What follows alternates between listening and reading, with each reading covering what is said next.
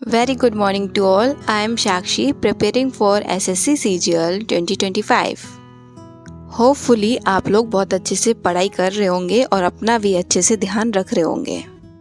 अभी बीच में मेरी थोड़ी सी तबीयत ख़राब हो गई थी, तो इसलिए मेरे जो उस वीक के टारगेट थे वो पूरे कंप्लीट नहीं हो पाए। तो मैंने इस वीक भी वो थोड़ा सा रिपीट किया है और मैंने टारगेट ऑलरेडी टेलीग्राम पर शेयर कर दिए हैं। तो आज मैं मॉर्निंग में उठी थी 6 बजे और फिर भी मेरा उठने का मन नहीं कर रहा था बिल्कुल भी। और मैं सोच के सोई थी कि मैं जल्दी उठूँगी और फिर मैं जैसे पहले मॉर्निंग में जाती थी एक्सरसाइज करने के लिए, घूमने के लिए, वैसे वापस जाना स्टार्ट करूँगी। बट उठी लेट में तो फिर मैं नहीं गई। तो मैंने उठकर फिर वोकैबलरी पढ़ना स्टार्ट किया। तो मैं वोकैब में one word substitution and items phrases कर रही हूँ, जिसमें मैंने ब्लैक बुक से किया है। और पहले टॉप जो 200 मोस्ट रिपीटेड हैं एसएससी एग्ज़ाम के लिए, पहले वो कर रही हूँ। तो अभी वो होने ही वाले हैं फिनिश, देन मैं बाकी के करूँगी जो वन वर्ड सारे सब्स्टिट्यूशंस हैं। तो मैंने पिछले वीडियो में आप लोगों के साथ शेयर किया था कि उसको कैसे पढ़ना है और ये काफ़ी एफिशिएंट मेथड लग रहा है मुझे। तो पहले मुझे भी लग रहा था कि यार बहुत ज़्यादा लेंदी है, कैसे पढ़ाई होगी वगैरह, कैसे याद होगा। बट अब पता चल गया है कि करने से होगा, करते रहो, सोचने से कुछ नहीं होगा। करते रहो, डेली करते रहो और रिवाइज़ करते रहो। जब न्यू पढ़ रहे हो पिछला वाला पहले रिवाइज़ करो, फिर आगे जाके पढ़ो। और आप में से जितने भी लोग ये व्लॉग देखते हैं तो मुझे ऐसा लगता है कि आप लोग एसएससी की प्रिपरेशन कर रहे हैं। तो इसलिए जो मैं क्वेश्चंस पूछती हूँ आप लोग उनका कमेंट में ज़रूर आंसर दीजिएगा। अगर आप लोगों ने नहीं पढ़ा है, जब भी गूगल कर कर या कैसे भी कर कर उसको फाइंड आउट कर कर, क्योंकि मुझे ऐसा लगता है कि अगर आप लोग 8-9 मिनट का व्लॉग देख रहे हैं तो अगर उसमें से 2-3 मिनट या 5 मिनट आपके थोड़ा पढ़ाई में कंट्रीब्यूट हो रहे हैं तो वो काफ़ी बढ़िया चीज़ होगी। स्पेशली मुझे ऐसा लगता है। सही गलत का मैटर नहीं करता है। अभी सबके सब बिगिनर्स हैं, तो अभी सब सीख ही रहे हैं। फिर अपना काम कंप्लीट करने के बाद और ब्रेकफास्ट करने के बाद मैं थोड़ा सा रेस्ट किया और फिर मैं बैठ गई थी रीजनिंग पढ़ने। रीजनिंग में मेरा कैलेंडर रह रहा था पिछले वीक का, तो मैंने कैलेंडर किया। वो शायद 3 आवर्स का लेक्चर था, तो मैंने उसको सोचा कि मैंने ऐसे सोचा था कि 2 आवर्स में रीजनिंग करूँगी और 2 आवर्स में मैथ्स करूँगी। तो लेकिन ऐसा हो नहीं पाया और ऑलमोस्ट नहीं हो पाता है। मैं सोचती हूँ कि टाइम डिस्ट्रीब्यूट करती हूँ कि इतना इतना घंटा वो ये फोकस किया जाएगा, उससे ज़्यादा नहीं करूँगी, ठीक है, क्योंकि फिर दूसरा रह जाता है। बट बहुत बार नहीं हो पाता है ऐसा। बहुत बार होता है टॉपिक वाइज चलती हूँ मैं। जैसे कि कैलेंडर किया, तो जैसे मैंने किया तो अब उसको पूरा कंप्लीट नहीं होगा तो मुझे जब तक चैन नहीं मिलेगा, तो उसको कंप्लीट करके ही उठना पड़ेगा। तो इसलिए मैं, और उस टाइम पर काफ़ी ऐसा रहता है कि यार मतलब दिमाग थोड़ा फास्ट चलता है कि जल्दी जल्दी कंप्लीट हो, जो कि सही बात नहीं है।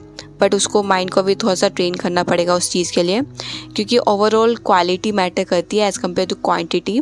कि आपने बहुत पढ़ लिया है, कितने इतने घंटे पढ़ लिए, बट क्वालिटी मतलब आपको ना कुछ याद रहा है ना कुछ समझ आया है, सिर्फ आप पढ़े जा रहे हो ऐसे ही, तो वो थोड़ा सा सही नहीं है। क्योंकि हमें लास्ट में तो एग्ज़ाम देना है ना, जो मतलब जिसमें हमें स्पीड भी चाहिए और उसमें हमें डीप नॉलेज भी चाहिए हर एक सब्जेक्ट के लिए भी। और रीजनिंग का मैं वीक में एक टॉपिक ही करती हूँ, जो मैं मंडे को ही कर लेती हूँ। तो फिर और पूरे दिन जो 5 डेज़ होते हैं उसमें मैं रीजनिंग नहीं करती हूँ। और इस वीक के टारगेट्स मेरे ज़्यादा फोकस्ड हैं इंग्लिश एंड मैथ्स पर, क्योंकि मैथ्स में बहुत ज़्यादा लेंदी है, उसमें बहुत ज़्यादा आपको टाइम कंट्रीब्यूट करना पड़ेगा अगर सिलेबस कंप्लीट करना है तो।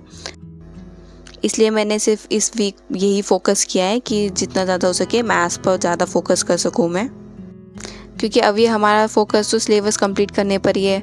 रिवीजन कब होगा या हम मॉक कब देंगे। वैसे तो मैंने सोचा है कि अभी जून में और जितना हो सके उतना कर लेंगे सिलेबस कंप्लीट, और अगस्त में हम मॉक देना स्टार्ट कर देंगे।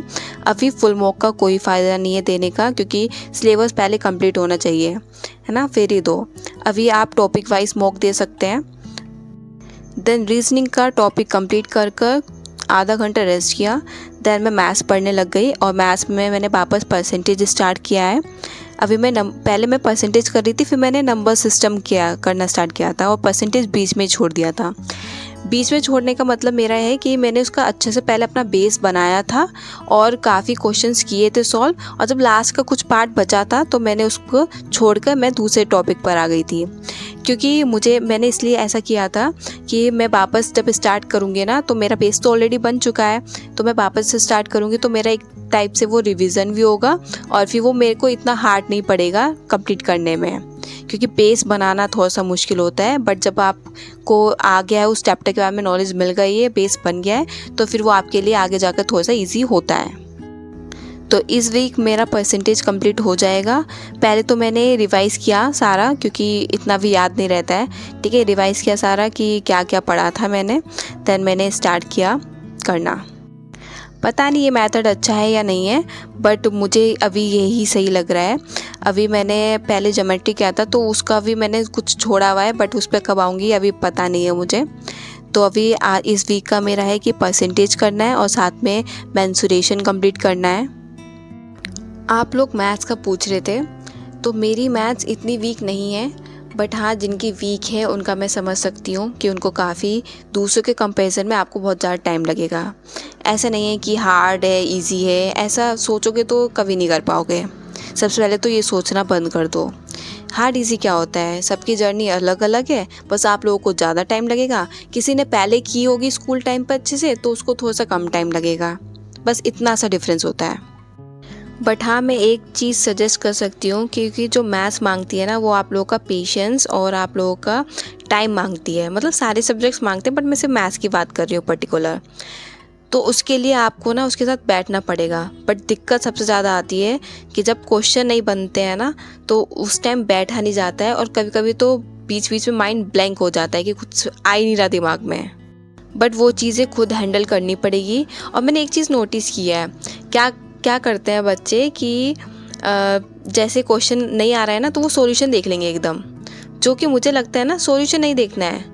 बहुत ज़्यादा दिमाग बोलता है कि यार देख लो नहीं आ रहा, बिल्कुल भी नहीं आ रहा, एकदम दिमाग ब्लैंक। बट फिर जितना ज़्यादा हो सके पॉसिबल उतना ज़्यादा अपना दिमाग लगाओ उस क्वेश्चन को सॉल्व करने के लिए।